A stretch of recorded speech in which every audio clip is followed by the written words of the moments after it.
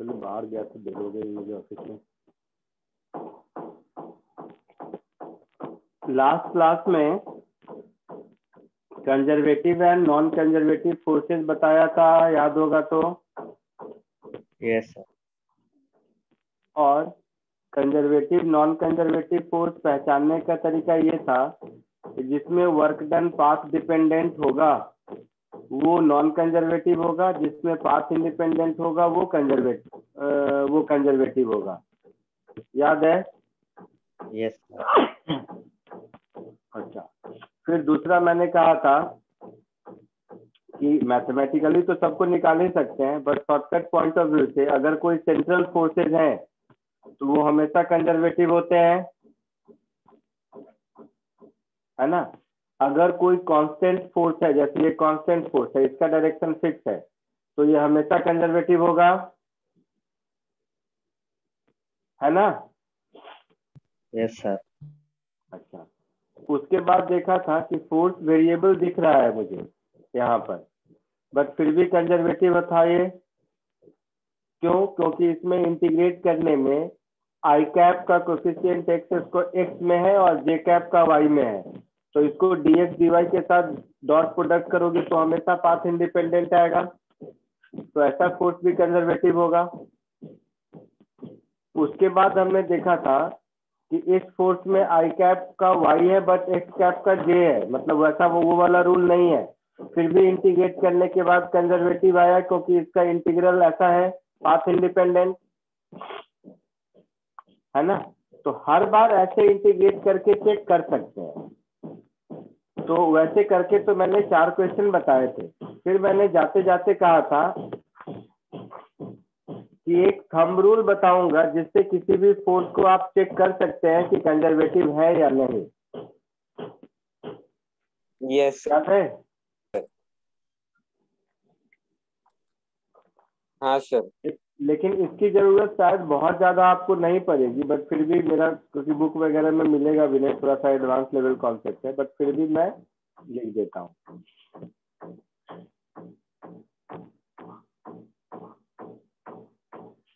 General concept, और पहले जितने भी क्वेश्चन किए हैं सारे क्वेश्चन को हम चेक कर सकते हैं इस मेथड से कि कंजर्वेटिव है या नहीं। सपोज कुछ एक जनरल एग्जांपल ले लेते हैं। Force F is equal to something I cap plus something J cap plus something K cap. Force का इक्वेशन ज्यादा से ज्यादा ऐसा ही होगा।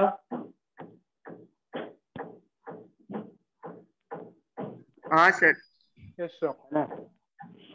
तो मैथमेटिकली एक टर्म है कर्ल ऑफ अ फोर्स, थोड़ा हाई लेवल कॉन्सेप्ट है, curl of a vector and gradient of a vector, but वो सब क्या है छोड़ दो। तुम सिर्फ इतना समझो कि अगर कोई भी इक्वेशन हो फोर्स का, उसको आप डिटरमिनेंट फॉर्म में ब्रेक करने आता है आप लोगों को?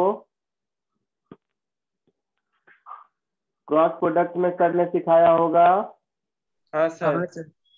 हाँ, तो जब भी कभी हम ऐसा देखेंगे तो हम क्या करेंगे कि एक डिटरमिनेंट बना लेंगे। कैसा?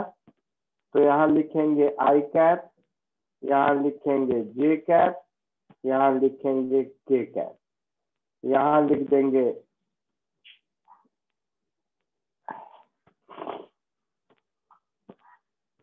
ऐसे समझ लो एफ एक्स, यहाँ लिख देंगे एफ वाई, यहाँ लिख देंगे एफ, यहाँ लिख देंगे डेल बाई डेल एक्स, यहाँ लिख देंगे डेल बाई डेल वाई, और यहाँ लिख देंगे डेल बाई डेल जेड। अगर यूज कैसे करते हैं देखते हैं। अगर ये 0 है then force F will be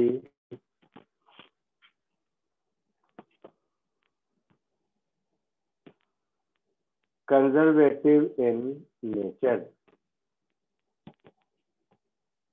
जैसे जिसमें केवल आई जे रहेगा, समझ रहे हो, जिसमें केवल आई और जे रहेगा उसमें के वाला 0 कर देंगे। सर नहीं समझा। नहीं समझा ना, तो भी बताता हूँ। इसको एक्सपेंड करते हैं, तो इसको एक्सपेंड कैसे करेंगे, तो ये क्रॉस मल्टीप्लाई करके एक्सपेंड करना सिखाया होगा सर ने, हाँ सर। है ना। तो क्रॉस मल्टीप्लाई करके एक्सपेंड करना सर ने सिखाया है, तो वैसे ही इसका एक्सपेंशन कैसे होता है मैं कर देता हूँ। यहाँ तक पहले कॉपी कर लो 2 मिनट, क्योंकि मैं इसको नीचे ले जाऊंगा तो फिर वो दिखेगा नहीं आपको। सर हाँ बोलो। सर ये डेल बाय डेल एक्स क्या कोई कैलकुलस का ही है वो भी? हाँ अभी बताता हूँ, करके बताऊंगा, बोला ना एग्जाम्पल में अभी करके दिखाता हूँ। बहुत आसान है, तुमको सिंबल देख के डर रहे हो।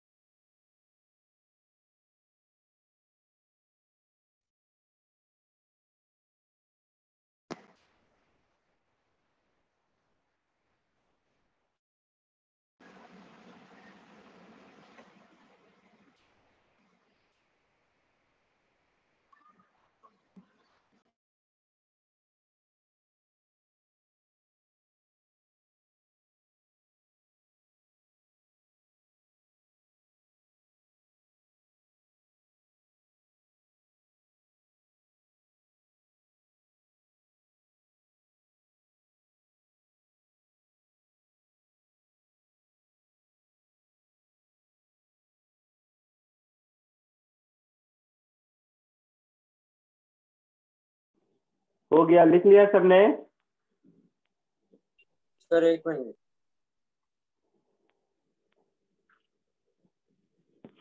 इस रो और कॉलम को इंटरचेंज भी कर सकते हो। डिटर्मिनेंट पढ़ोगे तो तुम्हें पता चलेगा, कोई फर्क नहीं होता है, तो शायद सिंबल समझने में तुम्हें आसानी हो। तो ऐसा भी कर सकते हो कि इसको सेकेंड रो में रख दो और ये F X F Y F Z को थर्ड रो में रख दो, एक ही बात है। मतलब सर रिवर्स भी करेंगे तो भी वैल्यू नहीं चेंज होगा? नहीं, रिवर्स का मतलब है, रुको, पता नहीं तुम लोग फिर कुछ और ना समझ बैठे, मैं ही लिख देता हूँ।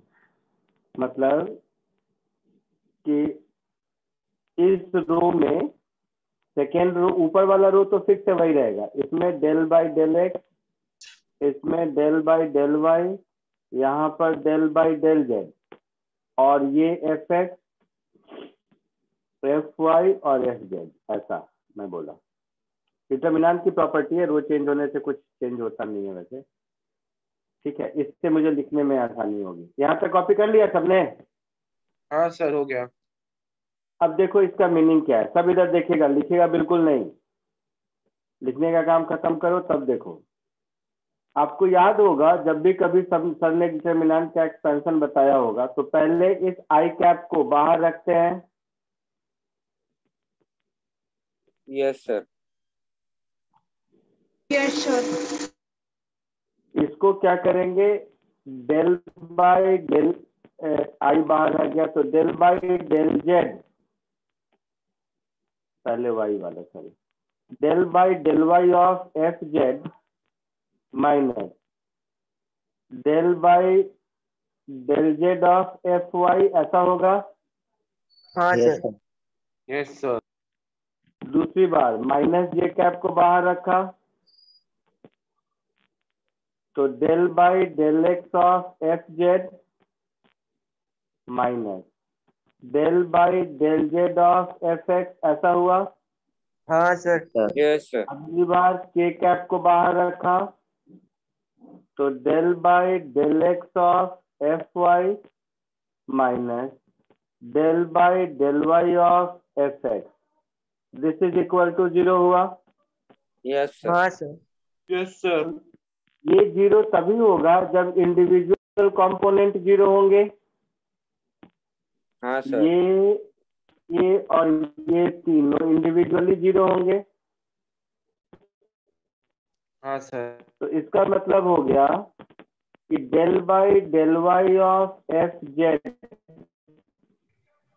Is equal to del by del Z of F Y, साथ ही साथ del by del X of F Z is equal to del by del Z of F X, और साथ ही साथ del by del Y sorry del by del X of F Y is equal to del by del Y of F x.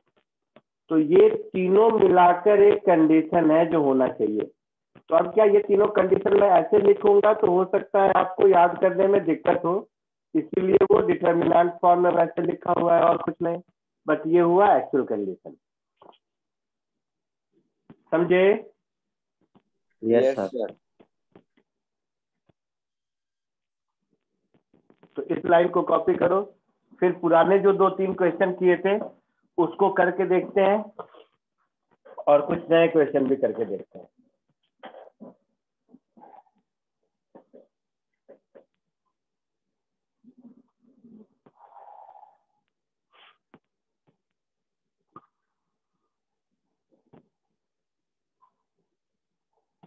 आगे बढ़ो। नहीं sir. 1 minute. ठीक।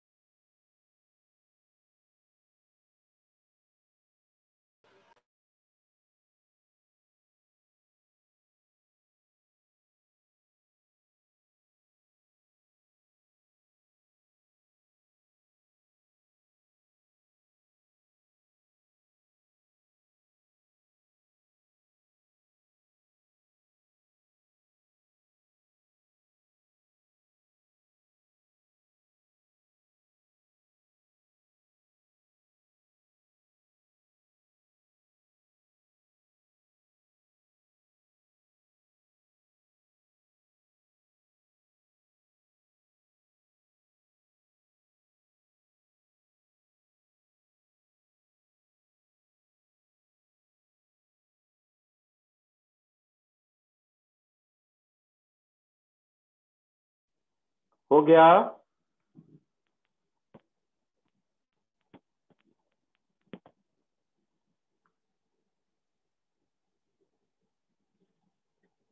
हाँ sir.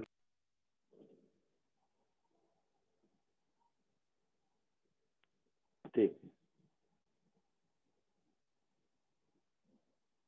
एक ये क्वेश्चन देखो, पुराना वाला क्योंकि देखोगे वो तो आसान सब करा ही दिया। कुछ नए क्वेश्चन देखो।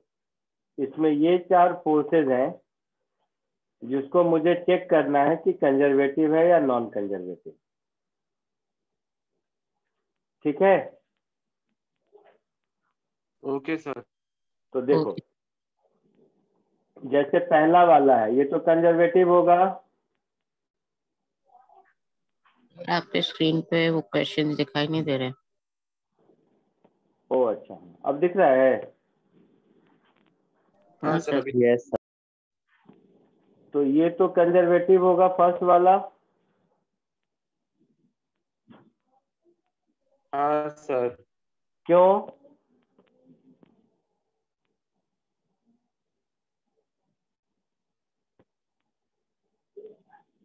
डायरेक्शन कांस्टेंट है। हाँ सर। तो डायरेक्शन कांस्टेंट हो गया तो सेंट्रल फोर्स हो गया इसके लिए। इससे भी चेक कर सकते हैं, बट इतना लेंदी क्यों करें जब मुझे सीधा साधा दिख रहा है तो। हाँ सर। है ना? दूसरा वाला भी कंजर्वेटिव होगा। Yes sir. क्यों?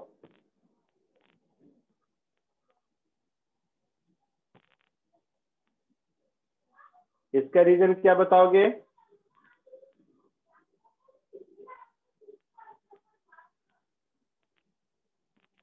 क्योंकि इसको dx i cap plus dy j cap के साथ डॉट करोगे तो x और y वाला सेपरेट हो जाएगा ना।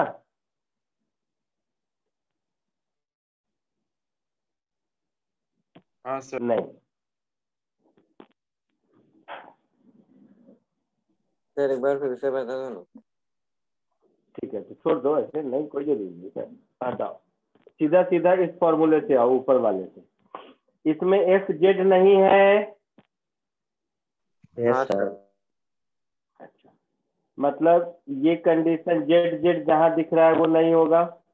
हाँ सर। है ना? हाँ सर। या ऐसा कर दो, रुको, इसका डिटर्मिनेंट बनाओगे।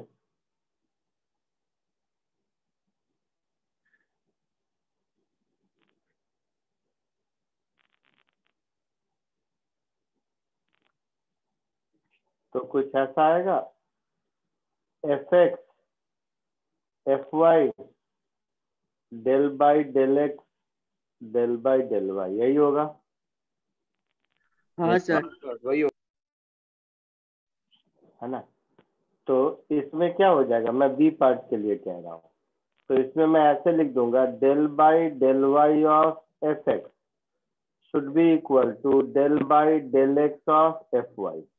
हाँ सर। Yes sir. तो एफ एक्स क्या है, 4x। 4x।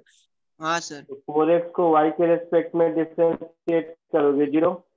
हाँ सर। इसमें क्या है, 3y, y को x के रेस्पेक्ट में करोगे तो ये भी 0। Yes sir. तो ये कंजर्वेटिव है।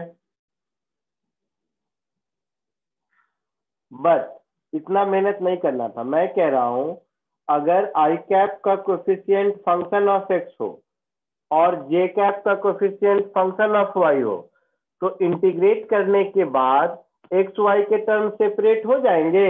हाँ सर। जैसे लास्ट लेक्चर का ये वाला एग्जांपल देखो, जैसे ये वाला एग्जांपल था जो अभी स्क्रीन पे दिख रहा है आपको। एफ है 3x² + 2y, तो dx dy के साथ डॉट किया तो x² वाला अलग y² वाला अलग। तो ये x और y के लिमिट में इंटीग्रेट हो गया, पाथ इंडिपेंडेंट। हाँ सर। तो वो भी अगर विजुलाइज मन ही मन हो जाता है तो ठीक है, नहीं तो ये तो थंब रूल है ही। है ना? तो मैं थंब रूल लिख देता हूं, क्या था, कि coefficient of I cap is function of x, coefficient of j cap is function of y only, और अगर k रहे तो भी coefficient of k cap function of z रहे। तो वैसे केसेस में बिना ये किए हुए आसानी से विजुलाइज कर सकते हैं कि ये पाथ इंडिपेंडेंट होगा। हाँ सर। Yes sir. है ना? Yes. अच्छा, तो सेम लॉजिक से डी भी होगा। हाँ सर। एक्स और Y function of X Y है तो बी, अच्छा डी लिखा हुआ है, ये सी होगा। तो बी और सी दोनों कंजर्वेटिव हो गया। Yes sir. अच्छा, डी वाला देखो,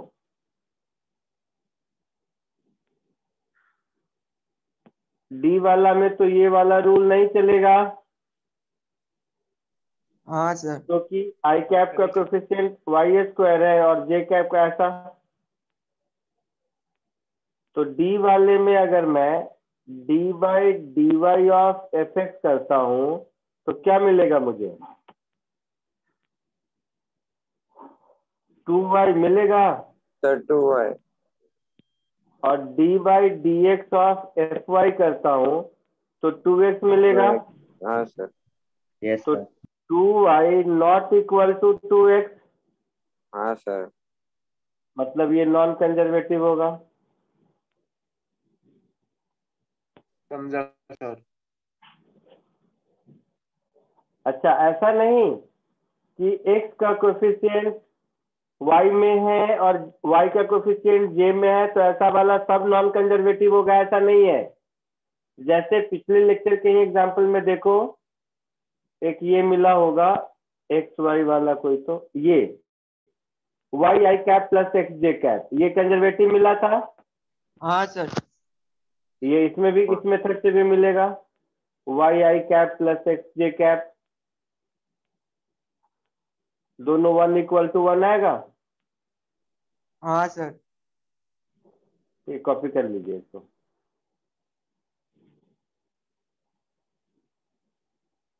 लॉजिक के साथ कॉपी कर लीजिए।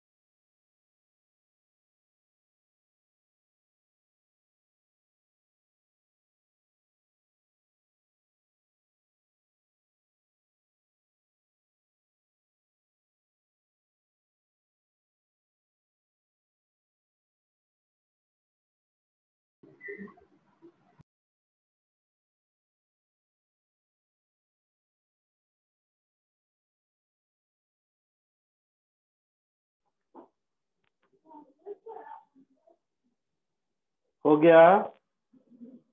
यस हाँ सर। सर हो गया।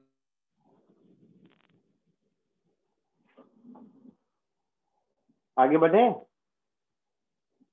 हाँ यस सर। अच्छा, कुछ और कंजर्वेटिव नॉन कंजर्वेटिव फोर्स के क्वेश्चंस प्रैक्टिस करते हैं जरा सा। जैसे एक ये क्वेश्चन है, हल्के में मत लेना, जरा कोशिश करो ठीक से।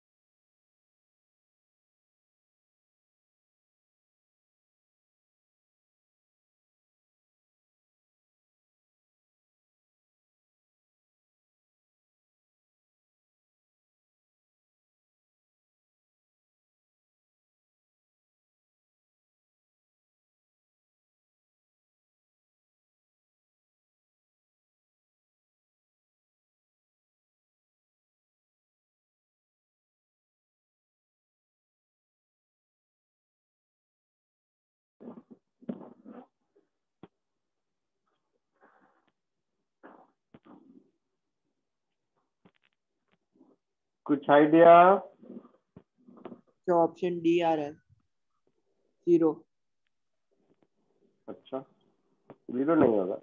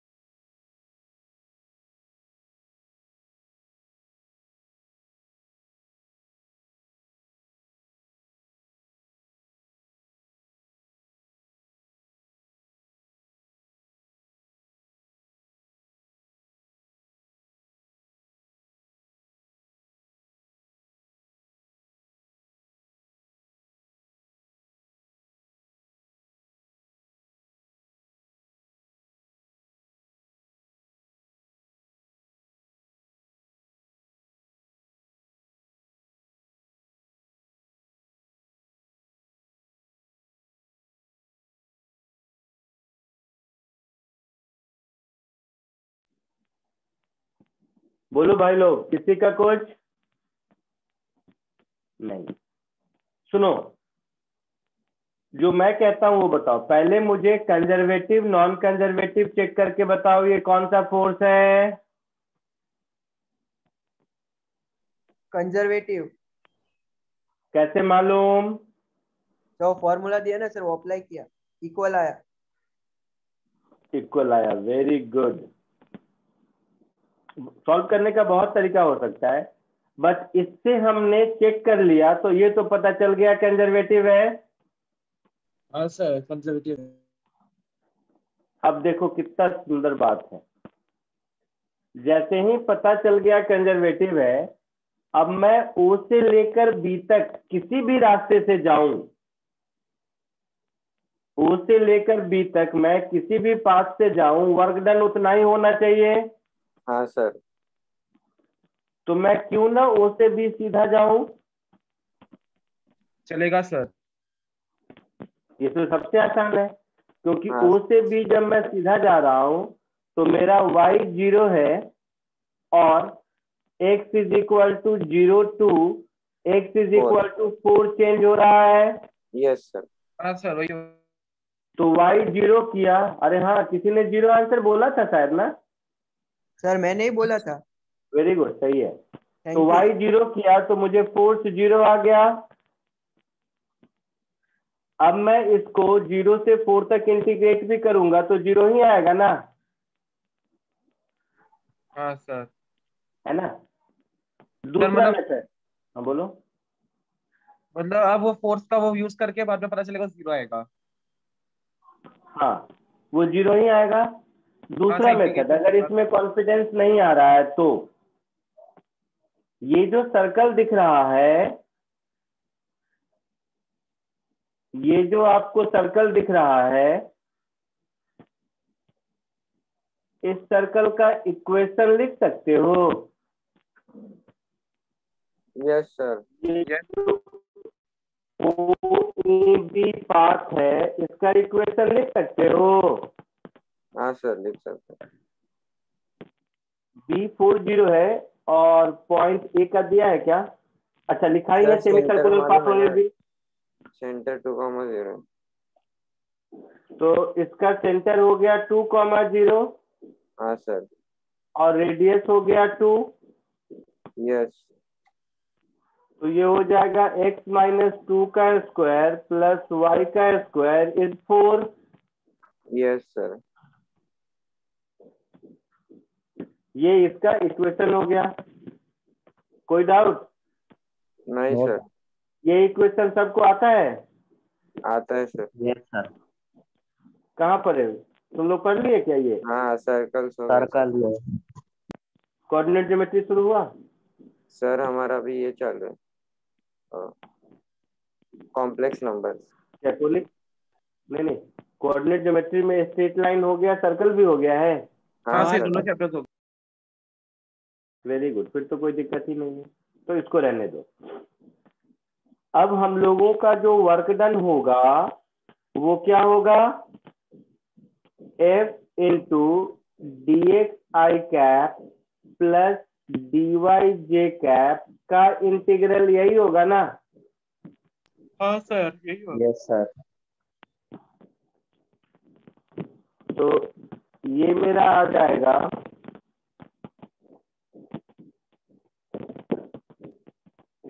f की जगह X Y square D X. ध्यान से देखना, X Y square D X plus Y X square D Y, ऐसा कुछ आएगा? Yes sir. अच्छा,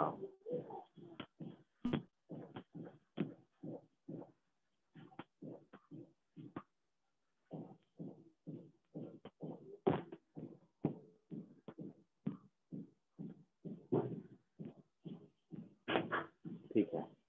अब क्या करोगे? dx और dy इन दोनों को किसी सिंगल वेरिएबल में कन्वर्ट कर लो। मतलब वाई स्क्वायर को तो हम लिख ही सकते हैं 4 माइनस ऐसा कुछ। कर सकते हैं सर। इस एक्सप्रेशन से क्या हुआ, Y square is equal to 4 minus X minus 2 का whole square. Yes sir. Yes sir. तो y को x में और x को y में चेंज करना है, मतलब कोई एक ही वेरिएबल रखूं मैं x और y में, तो इंटीग्रेट करना आसान हो जाएगा। x इज इक्वल टू 0 से 4। और नहीं तो x और y अलग अलग भी कर सकते हैं, जैसा बोलो कौन सा आसान होगा।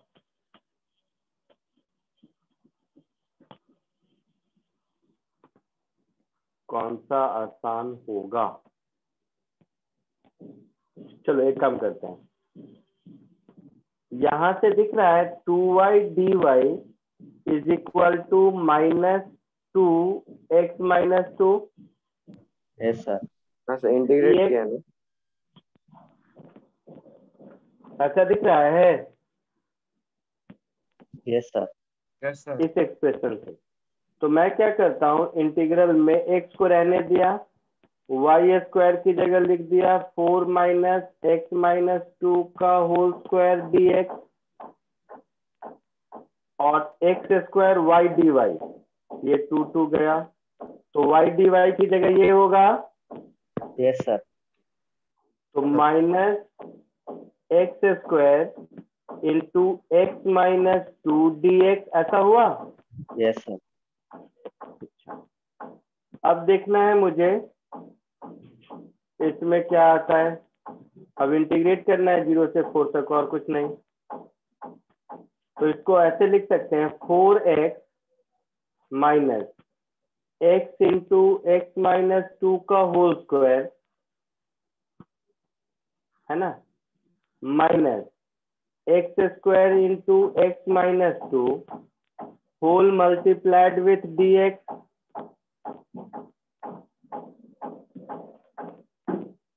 यही है ना। Yes sir. तो 4x माइनस एक्स स्क्वायर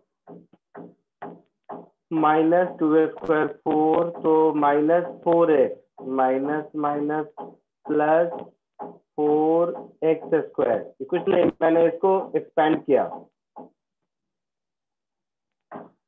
ये x क्यूब होगा। x माइनस 2 के होल स्क्वायर को माइनस x से मल्टीप्लाई किया, और कुछ नहीं। समझा कि नहीं। हाँ sir. Minus sir. X cube plus 2x square, ऐसा कुछ होगा।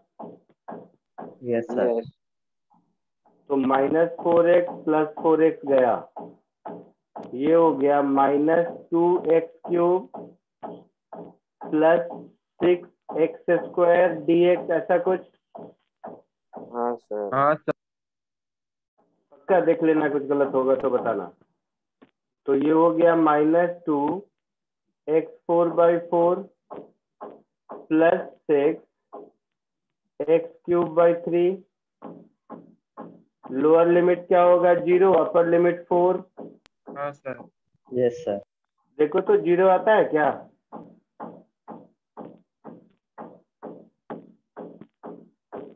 आना चाहिए। 2 2 जा 4, तो -1/2 इंटू 4⁴ ऐसा होगा। इधर 3 2 जा 6, तो प्लस 2 इंटू 4³ आया समझ में। तो ये भी तो हो गया ना, हाँ sir. 1/2 into 4 into 4³ plus 2 into 4³, 0 आ गया। हाँ सर। Yes sir. तो मेरा पर्पस ये वाला मेथड नहीं सिखाना था बेटा, मेरा पर्पस सिखाना था कि पहले चेक कर लो कि कंजर्वेटिव है या नहीं, क्योंकि अगर कंजर्वेटिव है तो मुझे इस सर्कल के लॉन्ग इतना लंबा जाने का कोई मतलब ही नहीं है। अगर अगर ये कंजर्वेटिव फोर्स है तो मैं अपने हिसाब से किसी रास्ते से जाऊं, वर्क डन तो उतना ही होना है। हाँ Yes, सर। sir. कॉपी कर लीजिए, कुछ और प्रैक्टिस कराता हूँ। ऐसे क्वेश्चन बुकलेट में थोड़े कम है तो प्रैक्टिस करा देता हूँ। और सर नॉन कंजर्वेटिव होता था तो फिर वो पार्ट से जाना पड़ता था फिर। क्या हुआ? सर अगर नॉन कंजर्वेटिव निकला था तो हमें वो सेमी सर्कल के अलोंग जाना पड़ता था। हाँ, नॉन कंजर्वेटिव अगर होता तो मेरे पास सेकेंड मेथड के अलावा और कोई चांस नहीं है। ठीक है सर।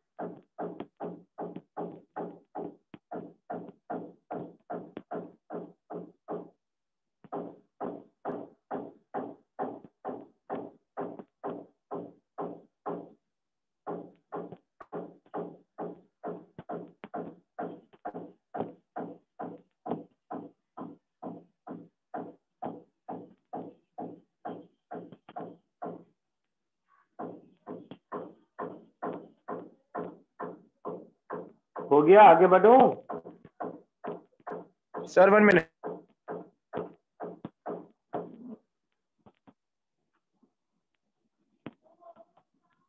बोलो, आगे बढ़ो।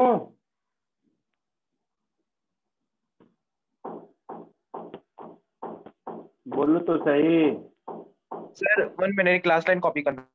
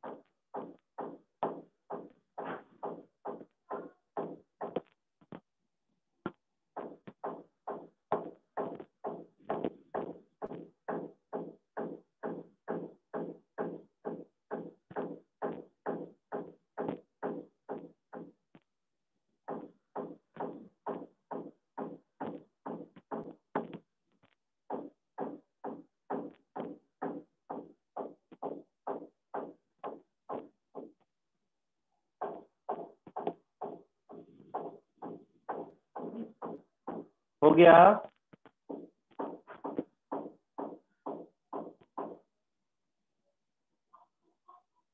Yes sir. नेक्स्ट, तो ये हो गया काइनेटिक एनर्जी की कहानी, कंजर्वेटिव नॉन कंजर्वेटिव फोर्स की कहानी। अब हम लोग पोटेंशियल एनर्जी देखते हैं।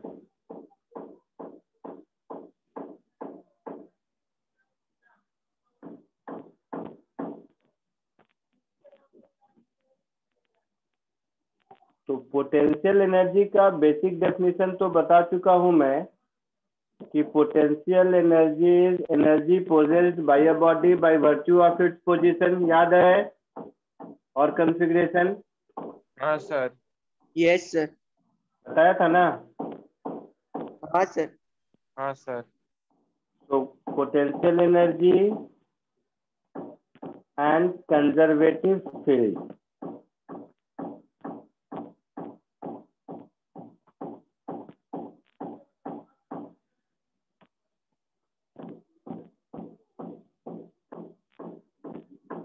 जहां कहीं भी कंजर्वेटिव फील्ड है, ध्यान से सोचना, कॉमन सेंस है, जहां कहीं भी कंजर्वेटिव फील्ड है वहां पर ऑब्जेक्ट को एक पोजीशन से दूसरे पोजीशन तक ले जाने में वर्क डन करना पड़ेगा। हाँ yes sir. Sir. Irrespective of its path. Yes sir. मतलब किसी conservative field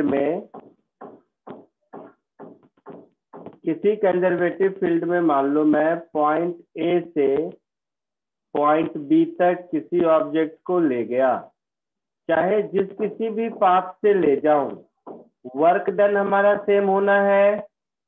yes yes sir. Yes sir. तो अगर हमारा वर्क डन सेम होना है हर पाथ में, इसका मतलब ये हुआ कि ये वर्क डन केवल और केवल पोजीशन इनिशियल और फाइनल पर डिपेंड करता है। हाँ सर। हाँ सर। तो ये जो वर्क डन हुआ वो जिस फॉर्म ऑफ एनर्जी में स्टोर हुआ वो पोटेंशियल एनर्जी होगी। हाँ सर। तो थंब रूल, दुनिया में जहां भी कंजर्वेटिव फोर्स है उस फोर्स के क्रॉसपॉन्डिंग एक पोटेंशियल एनर्जी जरूर होता है। ठीक है? हाँ सर। Yes sir. दुनिया में जहां कहीं भी कंजर्वेटिव फोर्स है उस फोर्स के क्रॉसपॉन्डिंग पोटेंशियल एनर्जी जरूर होता है। क्लियर है? Yes sir. हाँ sir. Yes sir.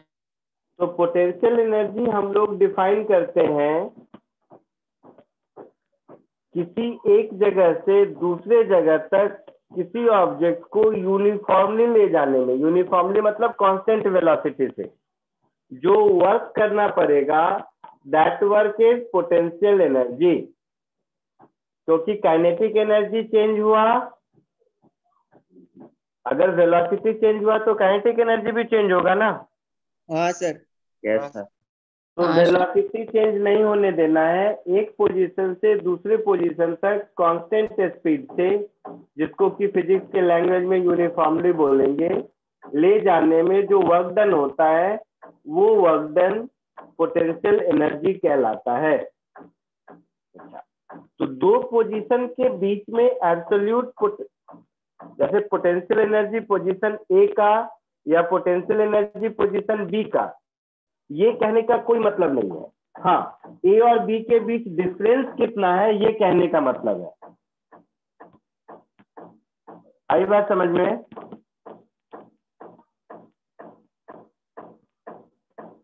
Sir. So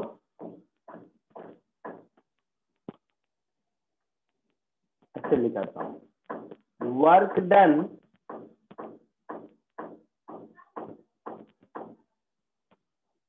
in bringing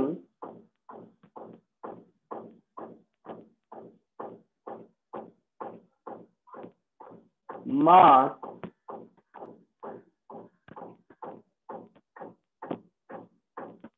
from one position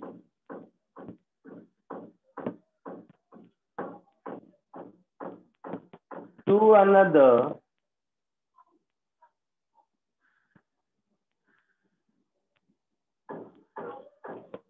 position uniformly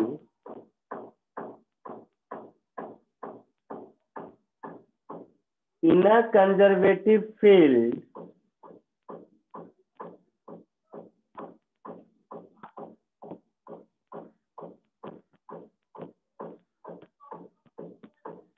is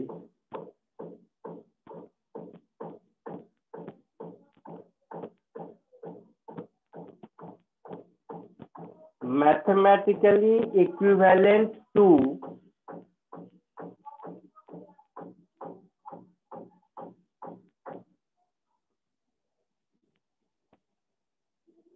change in potential energy।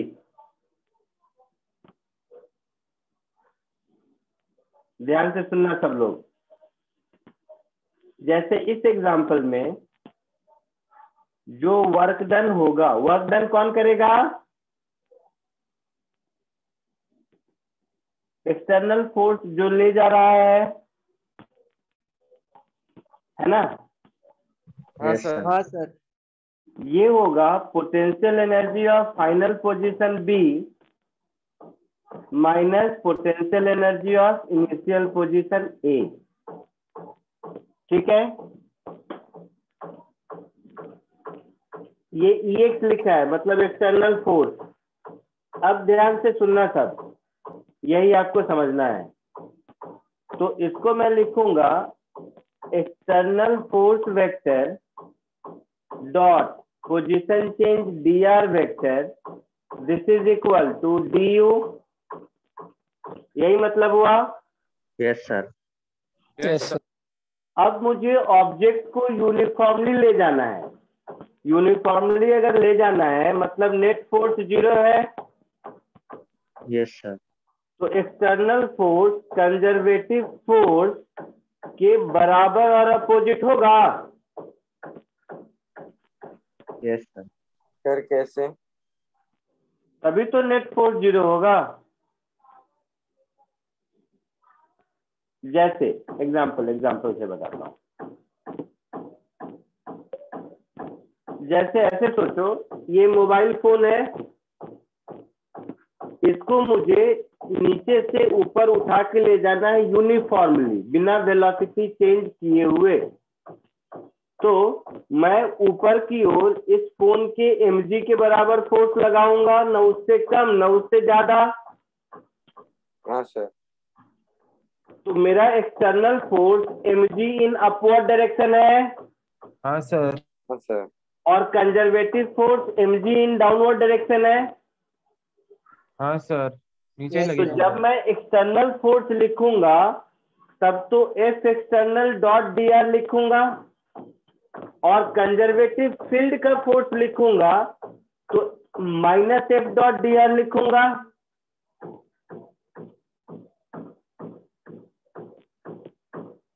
है ना? Yes, sir. Yes sir. इसी को लिख दूंगा minus F dot dr is du। तो यहां से एक एक्सप्रेशन मिल गया, F is equal to minus of del u by del r। ये एक जनरल फॉर्मूला बन गया आपके पास। इस जनरल फॉर्मूला का मतलब ये हो गया कि मतलब relation between force and potential है, पोटेंशियल एनर्जी। कैलकुलेशन एक आध करके बताता हूँ। Relation between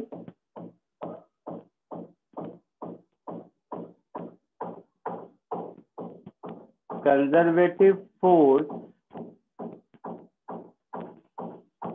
and potential energy, ये एक इंपॉर्टेंट फॉर्मूला है, आपको याद रहना चाहिए। क्लियर है? Yes, कुछ sir. पोटेंशियल एनर्जी का डेरिवेशन अभी करके भी मैं दिखाता हूँ, बस पहले इसको कॉपी कर लीजिए।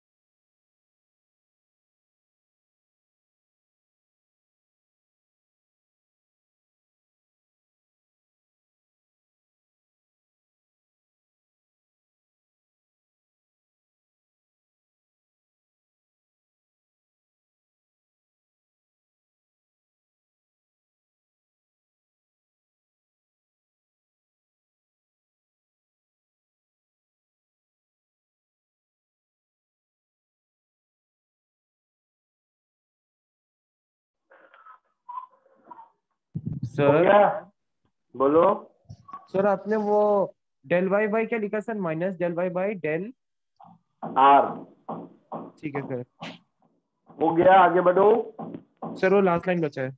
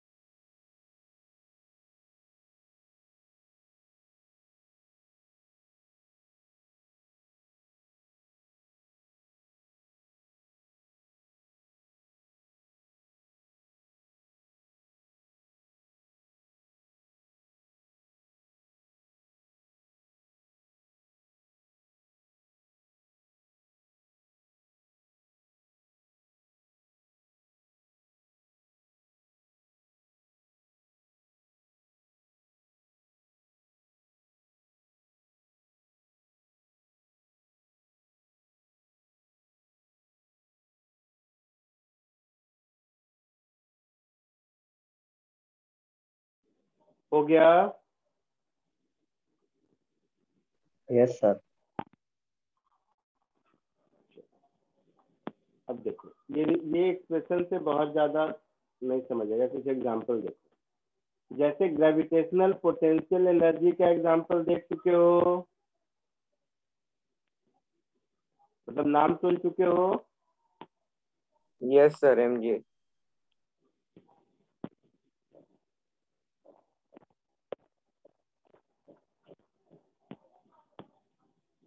वो mgh नहीं होता है, बट हाँ इस चैप्टर में वही होता है। ग्रेविटेशनल चैप्टर में बताता हूँ क्या होता है। सर आपका आवाज टूट रहा है। Gravitational potential energy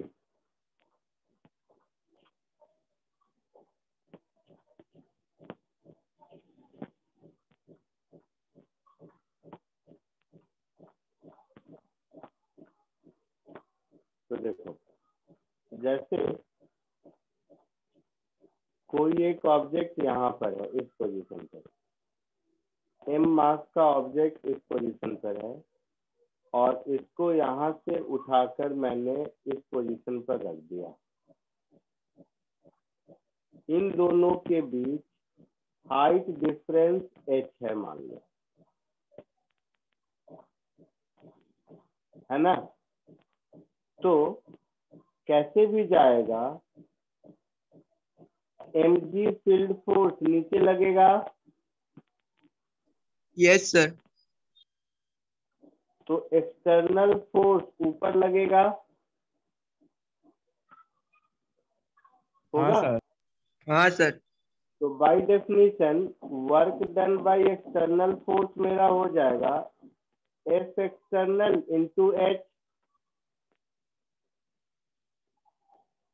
Y direction में डिस्प्लेसमेंट एच है, और एफ एक्सटर्नल की वैल्यू mg h के बराबर होगी। Yes sir. तो गोइंग बाय द डेफिनेशन हम लोग इसको बोलेंगे potential energy at B minus potential energy at A. Yes sir. तो ये एक तरीका हुआ। दूसरा तरीका इसी को ऐसे कह सकते हैं, जो ऊपर मैंने बताया था कि ऊपर मैंने बताया था ना कि F is minus d u by d r. Yes sir. यहाँ पर F क्या है? कंजर्वेटिव फोर्स है। Yes sir. इधर लग रहा है नीचे, तो माइनस mg हाँ sir. Into d r is equal to minus d u, होगा? Yes sir. Yes sir. दोनों ओर इंटीग्रेट कर देंगे, पोजीशन ए से पोजीशन बी तक पोटेंशियल एनर्जी, ए से पोटेंशियल एनर्जी बी तक, तो इससे भी वही मिला, potential energy B minus potential energy A is mgh।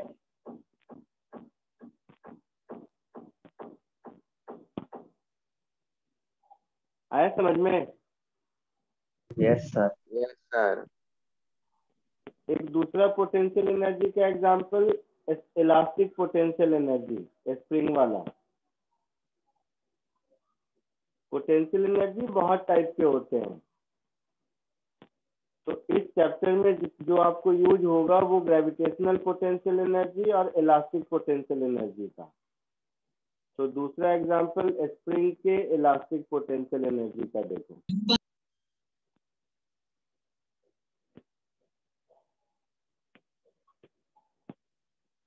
Elastic potential energy of a spring।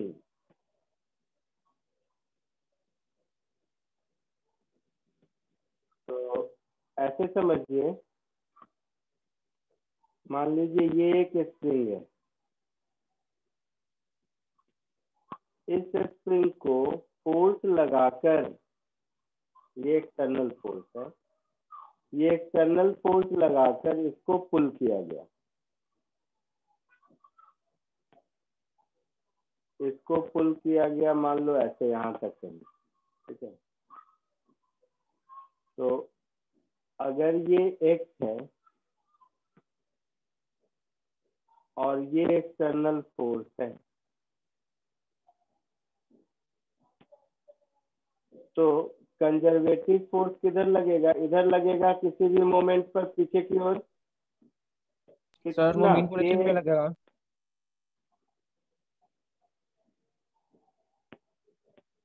तो जैसे जैसे इसको आगे लेते जाएंगे वैसे वैसे के की वैल्यू चेंज होती जाएगी। तो work done by external force ये मेरा हो जाएगा F external into D x का integration from initial position, initial extension to final extension, ऐसा होगा। And F external is always equal to k x magnitude में। तो ये हो गया k x d x from initial position to final position, होगा।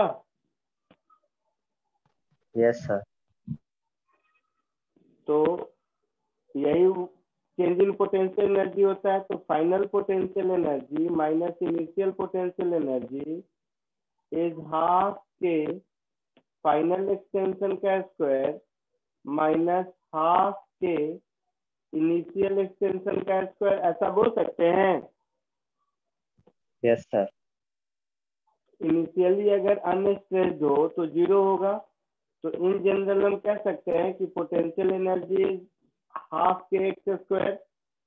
हाँ सर। तो ये स्प्रिंग के इलास्टिक एनर्जी का फॉर्मूला आपको याद रखना है। दूसरा ग्रेविटेशनल पोटेंशियल एनर्जी का फॉर्मूला mgh याद रखना है, ठीक है।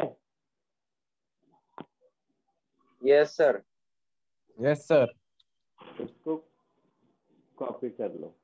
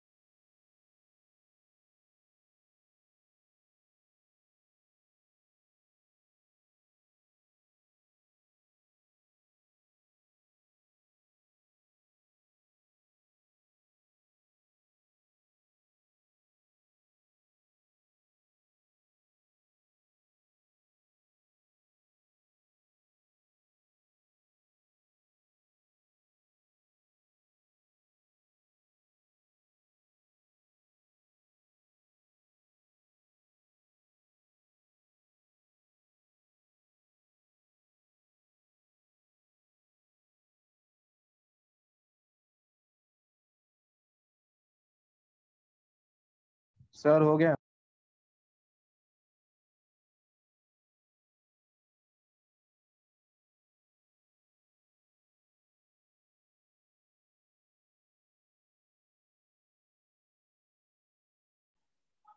हो गया सबका? हाँ सर। आगे बढ़ो। हाँ सर। हाँ sir. Work done by conservative force, ध्यान से सुनो, इस चीज को गांठ बांध लो हमेशा के लिए। Work done by external force is change in potential energy, right? हाँ सर। और work done by conservative force is minus of change in potential energy, होगा? Yes sir. कॉमन सेंस है। हाँ सर। तो work done by conservative force is equal to minus of change in potential energy। इसको याद कर लो हमेशा के लिए, ये बहुत इंपॉर्टेंट थंब रूल है। हाँ ठीक है,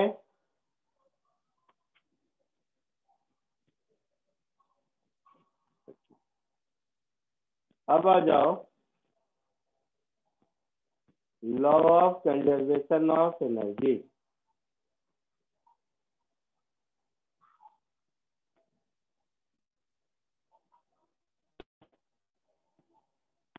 स्कूल में पढ़े हो law of conservation of energy? हाँ सर। क्या होता है? So that is energy neither can be created nor can be destroyed, but can be changed from one form to another. ठीक है, चलो इससे पहले लास्ट क्लास में वर्क एनर्जी थ्योरम पढ़ाया था। हाँ सर। हाँ सर। क्या था? Work done by all forces is change in kinetic energy of the system. तो वर्क एनर्जी थ्योरम से work done by all forces is equal to change in kinetic energy. हाँ sir. तो all forces में क्या क्या आ जाएगा? Work done by conservative force, work done by non conservative force, work done by internal force, work done by external force, this is equal to change in kinetic energy. यही होगा? Yes sir. Yes sir. Yes sir. अब internal force का work done हमेशा 0 होता है। Yes sir. तो हम ऐसा कह सकते हैं कि अगर नॉन कंजर्वेटिव और एक्सटर्नल फोर्स नहीं है, तो if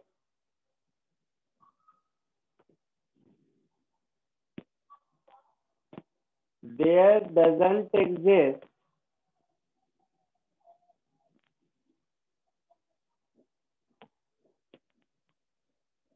any external force and any non-conservative force,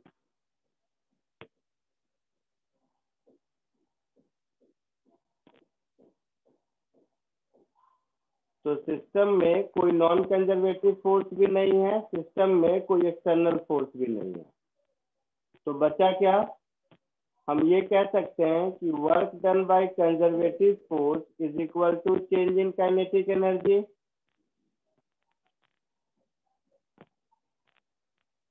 yes sir.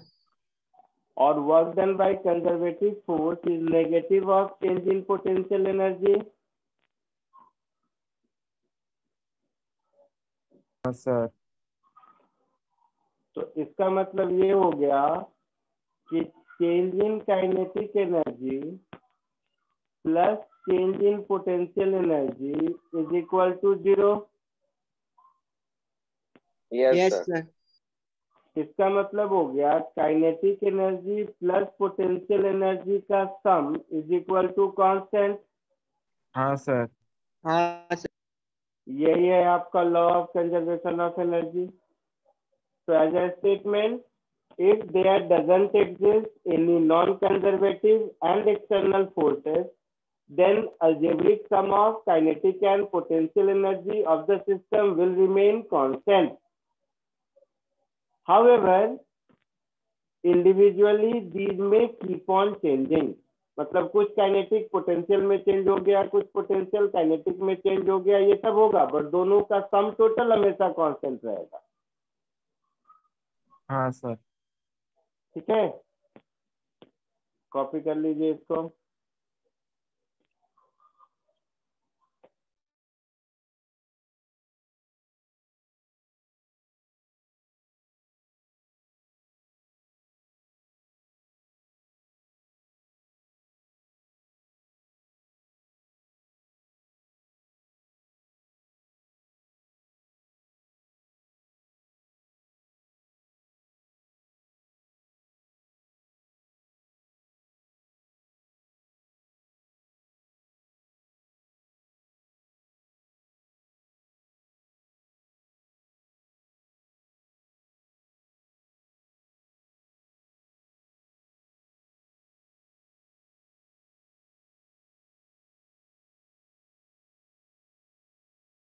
Sir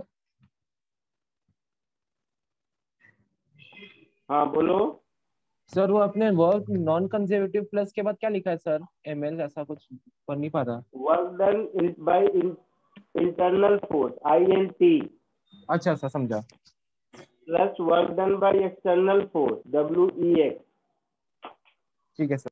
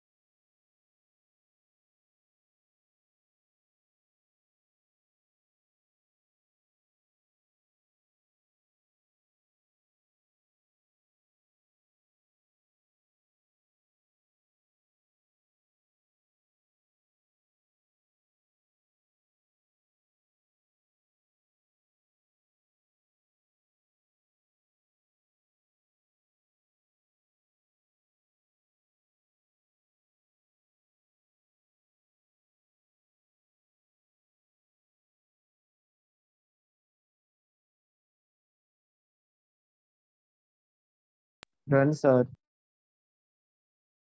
sir leave कर सकते हैं? हो गया सबका? हाँ यस सर सर। हो गया। Yes sir. सर हमारा अभी 6:16 को भी लेते हैं।